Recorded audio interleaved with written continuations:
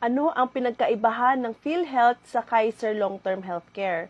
Ang PhilHealth, monthly payment. Pero after 1 year na hindi nagkasakit or na-hospitalize, back to zero. Walang ipon.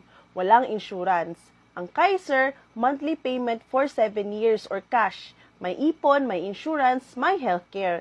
85% money back after maturity date at marami pang benefits. Kung may PhilHealth ka at wala kang other healthcare plan, have your Kaiser long-term healthcare and use your PhilHealth to supplement it. Dahil hindi lahat sasagutin ni PhilHealth, mas mainam na maging handa sa gastusin kaysa mabaliw at dumating sa sitwasyon na sinisingil ka na ng hospital pero hindi mo alam kung saan mo huhugutin. Lahat tayo ay nagkakasakit, bata o matanda, walang pinipili. Pero pwede mong paghandaan. Maganda na meron kang PhilHealth at the same time, meron kang long-term healthcare para sa'yo at secured pamilya mo.